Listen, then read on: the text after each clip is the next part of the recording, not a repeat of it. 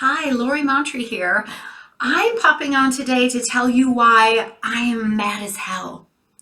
Over the last week, I, just like everybody else in the country, have been bombarded with messages about how to lose weight. These messages are meant to prey on people this time of year as they reflect and set goals, such as losing weight for the new year. And while I'm obviously all about helping people reach their goals, I really hate that 99% of the advice out there about how to lose weight is completely and totally ineffective, and worse yet, counterproductive. I'm tired of ads for meal replacement shakes and bars and meals that are cookie cutter, built for low calories but full of chemicals and inferior quality food. Now, even though things are starting to shift ever so slowly, the vast majority of ads are based on the outdated eat less, move more advice for weight loss. And it's all bullshit. We know that diets don't work. The business model of the diet industry is built on your repeat business. It doesn't care if you're successful in losing weight sustainably. In fact, it hopes that you're not. It's dependent on you coming back again and again every January or every time you're fed up and buying their product again and again and again. And all of that's bad enough, right? And it definitely gets me fired up, but that's not even the worst part. The worst part is when the diet doesn't work the way it promised to. You blame yourself. You're made to feel like you didn't have the willpower to restrict properly, or you didn't have the guts to push yourself through some exercise regime that wasn't even created for your body.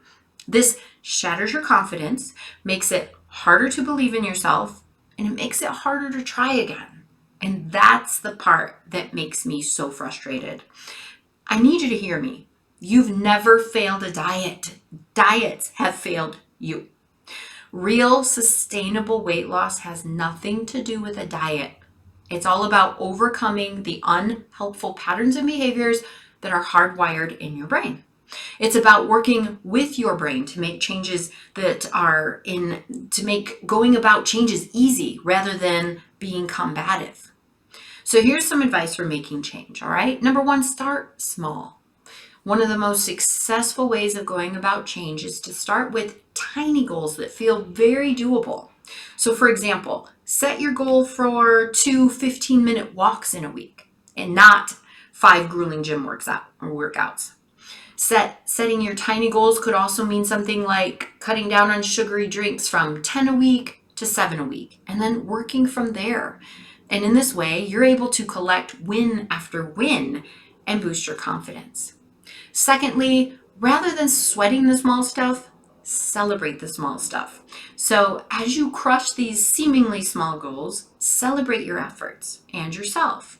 By doing so, you're going to bring an energy of accomplishment, and this motivates you to keep going.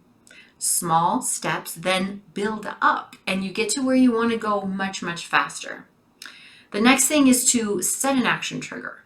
So when we're trying to adopt a new behavior, it's easy to just forget all about it. You're getting ready for bed and you're like, oh yeah, I told myself I was going to do XYZ today.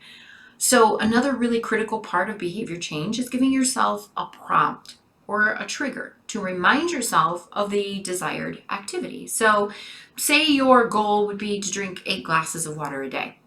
Consider putting an 8 glass container in the refrigerator so that you can see it and drink from it every time you open the refrigerator. If your goal is to take a couple breaks during the day and just get up out of your chair and move, set a reminder on your phone until you begin to do it automatically.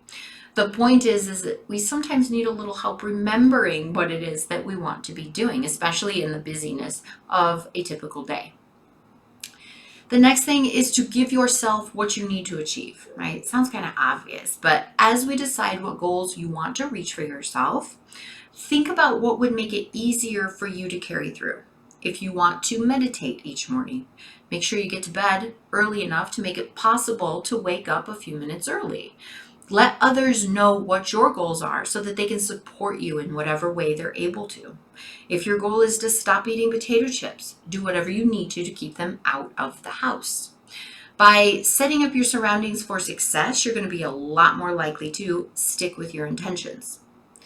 Now, while all of these suggestions are important and helpful in creating or changing old habits, successful behavior change is less about going after the behavior than it is about becoming aware of and changing the underlying thoughts and emotions that are fueling that behavior.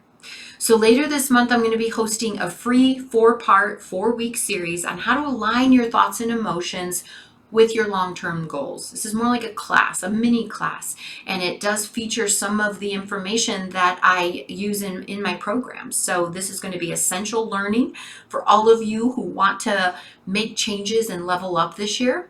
I hope you'll join me for this free series. And in the meantime, think about breaking your bigger goals down into thin slices that are totally doable today with little or no resistance. Let these goals build on one another and then celebrate every accomplishment, no matter how small. And if you're ready to end your unwanted patterns with food and live in a body that feels good to you, let me know. Reach out so we can schedule a discovery call and talk about how to make that happen.